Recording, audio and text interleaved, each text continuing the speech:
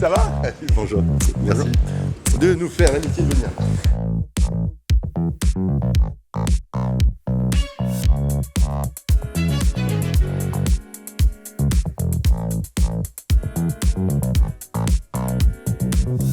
Eh bien, bonjour Fabrice. Bonjour François. Bienvenue à Paris. Merci. Merci d'avoir traversé un continent, un océan pour venir dire bonjour ce matin. Exactement. Alors Fabrice, tu es le fondateur, créateur, concepteur, designer, enfin le maître à penser d'une maison à 3 noms. Oui. Explique-nous tout. Effectivement, 3 noms. La marque s'appelle L'Âme du Bois en français, Sense of Wood en anglais et Shinrin-yoku en japonais. Et la raison pour laquelle la marque a 3 noms, c'est parce que je suis français, j'habite aux États-unis et j'adore le Japon. Voilà. Ok, d'accord, aussi simple que ça. Et j'ai aussi pensé que ça serait intéressant d'avoir une marque un peu à géométrie variable, tu vois, une identité à géométrie variable. Très bien. Et donc c'est comme ça que l'idée est née. Alors, et c'est vrai que la marque est plus connue auprès des amateurs comme Scent of Wood. Raconte-nous l'histoire. Fais comme si on se rencontrait la première fois. Je dis, monsieur, mais c'est que, oui, je fais du parfum. Alors, je me rappelle très bien de ce qui t'a plu. Ce qui t'a plu, c'était l'idée de faire vieillir l'alcool des parfums dans des barriques de bois. Tout à fait. Et de faire ça dans le cadre d'une marque qui est dédiée aux notes boisées. Donc, c'était une espèce de surcroît de boiserie, en quelque sorte. Tu vois. Et je me rappelle que tu avais beaucoup aimé ça.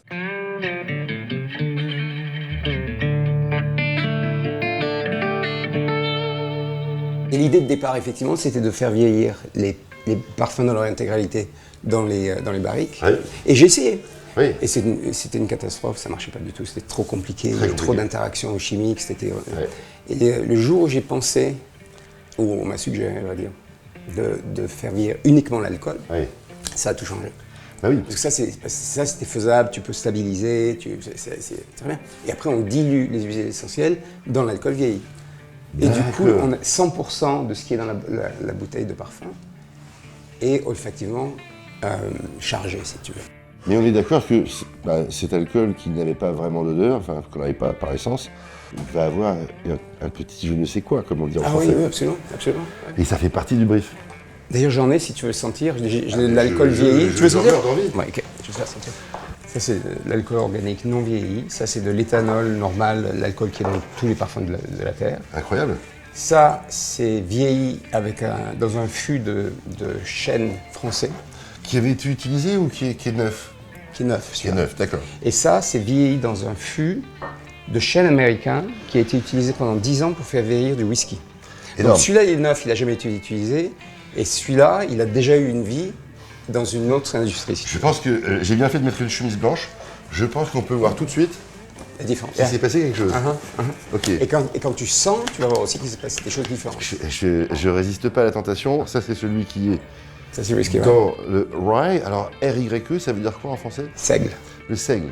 On l'utilise dans quel alcool? Whisky. Le whisky. French Oak, donc vraiment dans le fût. Chêne français, ouais. Alors moi, soit j'ai eu un très très très mauvais Covid, mais je le sens pas aussi signé, aussi... Mais c'est assez discret, ouais. Ouais, ça, c'est il est assez discret. Oups. Et celui-là, Alors, ne celui-là, l'est pas. pour le coup, C'est ouais. déjà presque un parfum. Ouais, C'est quand même stupéfiant. Mais tu vois, je revis le moment où je t'ai rencontré. Bonjour, j'ai une petite idée. Je dis, non, mais ça marchera pas votre truc. Non, mais en fait, l'idée, on est allé au bout du truc et d'ailleurs, c'est ça. Et là, je me suis dit, mince, ça m'est arrivé 2 fois dans toute ma carrière, avec toi et avec une autre marque, on en reparlera plus tard. Je me suis dit, mais comment est-ce que j'ai pas eu cette idée?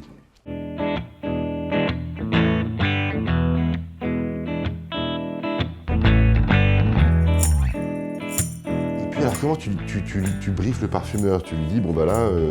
Je dis toujours, parle-moi de ta forêt personnelle. Okay. Parle-moi des arbres ou des forêts ou des objets en bois ou des notes boisées qui font que tu es qui tu es, en fait. Tu vois, on parle de la forêt personnelle, il me parle de ses arbres, il me parle de ses forêts, etc. Okay. Et quand j'entends un truc qui me paraît intéressant, ou qui m'intrigue, ou sur lequel j'ai envie de travailler, je dis, parle-moi plus de celui-là, et c'est un parfum. Et quand on est satisfait du travail créatif, on essaie dans toutes les barriques. D'accord. Et on choisit la barrique qui sublime le parfum le mieux. D'accord, ok. Comme on a démarré sur les chapeaux de roue, j'ai oublié de te poser la question, mais d'où tu viens? C'est quoi ton parcours? T'es fils de parfumeur? Pas du tout.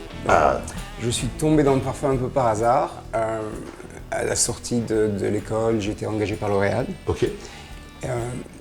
Et donc, comme ça arrive à des gens très bien. Ne oui, pas. Oui, j'en ai déjà rencontré moi. J'ai eu un entretien avec les ressources humaines, avec une dame dont je ne me rappelle pas le nom, qui m'a parlé pendant 45 minutes. Et au terme de ces 45 minutes, elle m'a dit parfum.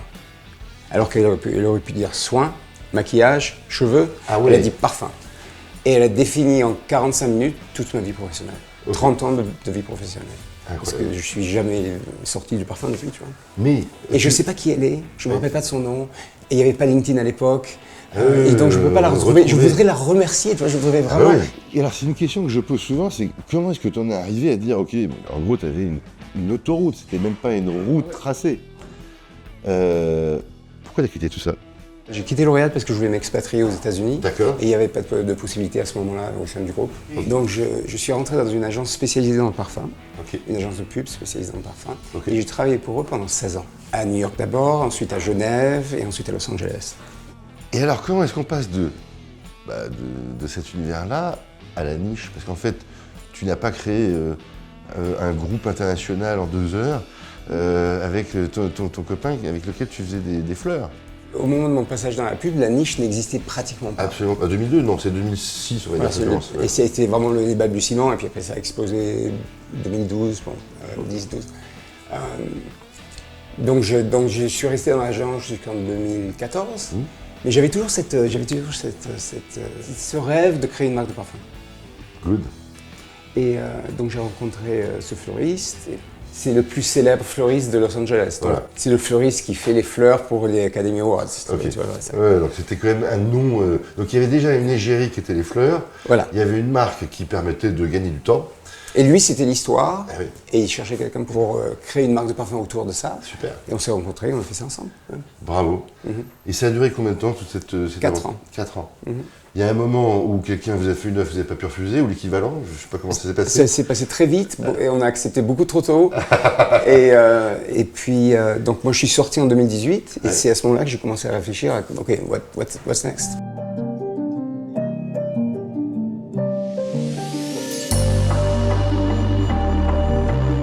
Alors, revenons-en un petit peu à ce parfum qui a en fait lancé ta maison, qui en fait, c'est pas qu'elle a lancé. Il lui a donné un petit accélérateur. Oui, exactement. Ouais. Est-ce qu'on peut c'était tout de même un de nos premiers 5 parfums. 5 parfums. Aujourd'hui, il y a combien de parfums? On en a lancé en tout 43. Dans le cas de Plum & Cognac, c'est une barrique que j'ai achetée en 2019, qu'on a utilisée à partir de 2020. On l'a utilisée 4 fois. On a suffisamment d'alcool pour tenir un an et demi. Oui, ok. Mais pas plus, tu vois. On va arriver à la fin de Plum & Cognac. Du premier millésime? Ouais. D'accord.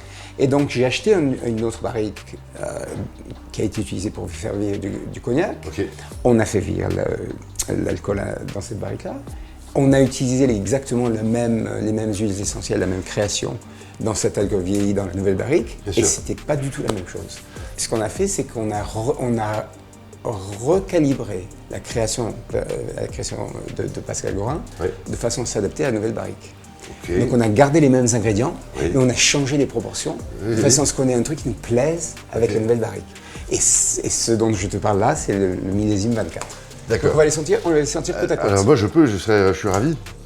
Donc ça c'est celui... Ça c'est celui qui a été lancé en 2020, donc qui s'appelait jusqu'à présent Plum & Cognac, mais que maintenant on va appeler Plum & Cognac Vintage 2020. Donc je te fais découvrir un parfum pas mal. Oh, c'est bien. Beaucoup de nos parfums sont Woody Boozy. C'est un accord prune-rhum au départ. Et puis après vieilli en fût de cognac. Donc. Et alors, tu voulais me le faire comparer avec celui-ci, c'est ça? Avec celui-ci. Celui-là. Donc ça c'est le prochain batch qui arrive en fait. Ça c'est le millésime 24. Donc issu de la nouvelle barrique. Ouf. Alors, donc tu vois, j'en ai 2 identiques et un qui ne l'est pas. Je mélange. Voilà. Et normalement, je dois essayer avec mon grand spectrographe naturel. Je pense que tu vas y arriver. Alors déjà, un premier coup de nez, boum. Ah ouais, c'est marrant. Ouais. La différence est réelle. Mais c'est le même parfum, tu vois. C'est les mêmes ingrédients, c'est la même construction, mais c'est un assemblage différent. Alors tu veux savoir la différence entre les deux? Il y a plus de vétiver. Oui, exactement. Il y a plus de vétiver dans le nouveau. Et il est plus gourmand et il est moins bousy. Il est moins sur cette idée d'un parfum inspiré par les spirits, tu vois, par les spiritueux. Bah écoute, je découvre des choses ce matin, tu vois. Mais alors, il paraît que tu m'as réservé une petite surprise. On va faire une belle rencontre ensemble. C'est un parfumeur avec lequel tu collabores. Absolument. Ouais. On va aller voir des arbres que j'aime. Ok. Voilà. Mais ils sont où? Parce que tu m'inquiètes beaucoup avec les circulations dans Paris. Les 2 arbres qu'on va voir ensemble cet après-midi sont tous les 2 dans le parc des Baies de Chaumont. Ok, cool. Ah bah écoute, moi je suis ravi, allons-y. C'est parti. Mais avant, je vais t'inviter peut-être à manger un morceau. Il y a un petit troquet qui est pas si mal que ça, tu vas voir.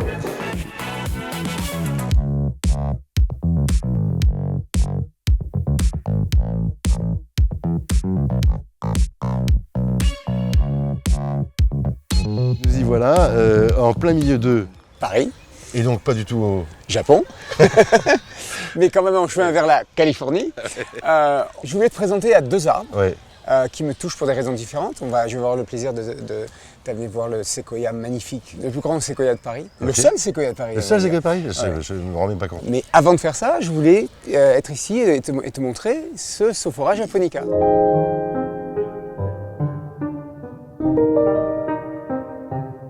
Il y a effectivement une espèce d'idée de bonsaï géant. Oui, c'est très... Oui. Et puis une horizontalité, alors que ce qu'on va voir après, c'est tout dans la verticalité, ça monte vers le ciel, alors que là, ça s'étend au-dessus de l'eau. Je trouve ça magnifique, je trouve extrêmement romantique, extrêmement... la forme est magnifique. C'est un bois qui est révéré au Japon. C'est un des bois qu'ils utilisent pour construire leur temple. D'accord. Donc il y a un côté spirituel, un côté très élevé. Et est-ce que le bois, tu l'as senti, il a une odeur particulière, il a une signature? Alors, c'est absolument pas une relation olfactive que j'ai avec ça. C'est une relation visuelle. Je trouve ces arbres magnifiques. Que les gens comprennent bien, nous sommes à Paris. Nous sommes à Paris et nous nous émerveillons devant un morceau du Japon et un morceau de la Californie. Allons découvrir... Delphine et le séquoia. Eh ben, allons-y. Voilà.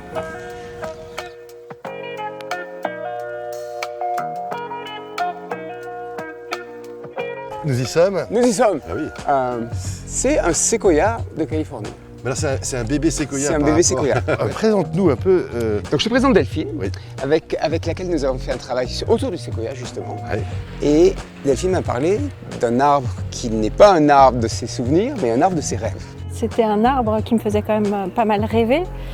J'ai vu beaucoup de photos et puis l'odeur dont on a la chance en tant que parfumeur de voyager avec les odeurs. Donc c'était mon envie, mon rêve de créer justement cette odeur très particulière. J'ai une question toute bête. Est-ce qu'on peut extraire quelque chose du séquoia? Alors je pense qu'on peut extraire quelque chose du bois puisque c'est un bois et qu'on traite beaucoup de bois comme les cèdres. Il n'y a pas une grande matière première comme non, le cèdre? ça n'existe pas en matière première naturelle de parfumerie en tout cas. D'accord. Donc c'était un vrai travail de parfumeur d'essayer de reconstituer l'odeur. Là, l'idée, c'était vraiment de faire presque de la racine jusqu'à la feuille pour avoir vraiment presque cette atmosphère finalement de bois et de forêt. Je suis assez d'accord avec vous, même si on n'a pas vécu en bas des séquoias majestueux des États-Unis, c'est un arbre mythique, c'est très bon. Il est un peu intimidant quand même. Bah, Il est un peu exceptionnel par plein d'aspects. Tu parlais de la taille, tu parlais de l'âge. C'est c'est parmi les arbres qui vivent le plus longtemps. Donc lui, il est tout bébé, il a 150 ans, mais en Californie, il y a des séquoias qui ont presque 3000 ans. 3000 ans. Vous trouvez votre arbre, votre forêt, et comment vous attaquez le brief? Qu'est-ce qui vous vient en tête? C'est des notes de bois, c'est des notes gourmandes, c'est des notes de fruits, de fleurs, qu'est-ce qui vient à l'esprit? Moi, c'était vraiment l'atmosphère, c'est-à-dire que c'était les notes de bois comme ça, un petit peu, j'allais dire masculine parce qu'il y a un côté un peu robuste, mais c'était aussi un peu de fraîcheur, un peu de délicatesse aussi parce que malgré tout, quand on le voit, c'est un arbre qui est quand même très ciselé, il y a toutes les petites... Les aiguilles, alors je ne suis pas spécialiste, je ne sais pas si on dit vraiment aiguilles, mais voilà, il y a tout un tas de choses. Donc ça ressemble beaucoup à les aiguilles de pin. Voilà, ça ressemble quand même d'ici. Donc l'idée, c'était vraiment cette espèce d'atmosphère, comme si un peu j'allais m'asseoir au pied du séquoia et que je pouvais ressentir un peu tous les éléments. Il y a quelque chose de majestueux dans ton parfum. Et ce côté majestueux, c'est vraiment la réflexion de la forme, de la présence physique de l'arbre. Et je trouve que tu l'as vachement bien rendu, ça. C'est extrêmement bien rendu dans le parfum. On sent ça et c'est... Oui, moi je parlais de force, c'est-à-dire que c'est vrai que c'est un arbre, c'est impressionnant. On sent vraiment tout petit tout petit à côté. Donc il y a... Et alors, quand on parle de notes de bois, je ne vous demande pas de dévoiler vos secrets de formule, mais est-ce qu'il y a un bois maître dans l'accord, dans le fond, Il y a deux choses un peu différentes. Okay. Il y a évidemment le bois de cèdre. Bien sûr. Et puis il y a aussi l'essence d'aiguille de pin, qui est un peu ce pendant à cette force, avec ce côté beaucoup plus frais et pas camphré, un petit peu plus léger, un petit peu plus épicé, un petit peu plus encens limite. Moi, vous m'avez conquis, je bois vos paroles. Alors, il y a un deuxième mot dans le monde du parfum sur lequel vous avez travaillé. Sequoia in Rye. Et donc on essaie les différentes barriques et là la barrique sur laquelle on s'est arrêté, c'est la barrique dont on a parlé ce matin. Bien sûr. Je t'ai amené l'alcool bio de sucre de canne vieilli dans cette barrique, tu l'as senti? Vous l'avez senti aussi, pardon de t'interrompre, vous l'avez senti aussi? Oui. J'avais senti différente d'ailleurs. Ah, ça c'est sympa. Ouais. C'est-à-dire que la 11e note, je sais pas comment on dit, la dernière note, la touche finale, vous l'avez quand même choisie ensemble. Oui, absolument. C'est en fait une extension de la palette du parfumeur. Parce que c'est après la création, il y a encore un acte de création, un choix. C'est un petit peu le ruban sur le cadeau. C'est ça, voilà, c'est ça, c'est la cerise sur le gâteau. Et olfactivement, vous trouvez que ça a un impact particulier dans votre formule ou c'est une aura, je ne sais pas comment dire? Oui, ça sera plus de l'ordre de l'aura et ça magnifie un petit peu l'odeur. Ça le signe, peut-être. Je trouve qu'aura, c'est une jolie façon de le décrire. Ça rajoute une aura. Je demande des royalties sur les années à venir, pas de problème.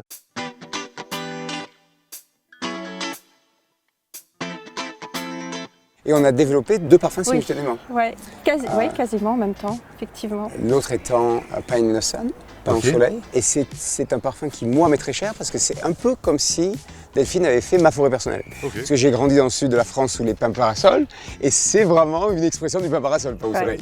Et on s'est rendu compte qu'on avait... Alors, pas vraiment la même enfance, mais qu'on avait ce souvenir très précis d'enfance.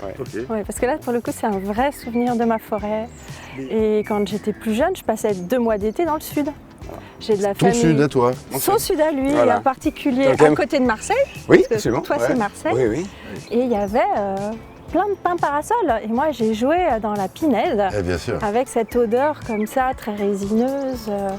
Et je te promets, François, quand j'ai senti la première mouture, ou approche, ou parfum. J'ai mis ce parfum sur mon bras, je l'ai senti et j'ai entendu les cigales. Mais vraiment, j'ai entendu, ça faisait... C'est le premier parfum qui est aussi auditif. Tu as conscience que la fenêtre était ouverte ce jour-là, ou l'équivalent? J'étais à Paris, donc il y avait peu de chances que les cigales... Écoute, incroyable. Donc ça, c'est le premier parfum que vous avez fait ensemble. Oui. C'est celui qui t'a... C'est celui qui me touche tellement. Alors moi, j'aimerais bien voir les cigales en plein Paris. J'aurais tout vu. Allez. Ok. Ouais, j'adore ce parfum. Mais il y a ce côté très résineux, un peu quand on voit la sève du pain qui coule un petit peu, qui fond avec le soleil. Il y a quand même les branches. Je suis d'accord avec vous. Oh, oui, j'ai encore les lumières qui passent à travers. Il y a le soleil. Bah oui. J'ai encore les doigts qui collent, d'avoir essayé de me frotter à toutes sortes de sapins et de résine. Oh, mais c'est magnifique. Je vais être sincère, je sens beaucoup le bois et je suis très rassuré par ça parce qu'en même temps, quand on s'appelle Scent of Wood, ça serait bien qu'il y ait du bois. C'est quand même pas mal. Alors sur Pine in the Sun, on a utilisé la barrique d'acacia, qui est une barrique neuve et qui est une barrique discrète. L'acacia, c'est les barriques qu'on utilise dans le monde du vin pour faire vieillir les vins blancs. Donc, réclame, comme on dit en français, Pine in the Sun. Je m'accroche à cette forêt personnelle qui est la vôtre. Je vous félicite pour cette première collaboration. Delphine Lebeau, un très grand parfumeur, très gentil d'avoir trouvé le temps. C'est que vous êtes tous les deux très pris, toi le grand voyageur, et vous, effectivement, avec le stress de tous ces lancements. Mais c'est bien aussi, c'est ça aussi qui nous fait sortir un peu de nos bureaux, et c'est bien aussi, parce qu'on se sclérose si on est tout le temps dans nos bureaux. On va vous sortir plus souvent, nous, si vous voulez. Moi, j'adore. Continuez votre belle collaboration, et à très bientôt. On file. J'aimerais beaucoup qu'on fasse une photo tous les trois, juste devant l'écorce. Alors, on peut faire une petite photo pour finir. Allez. Ça va, c'est bon? Allez hop, on y va.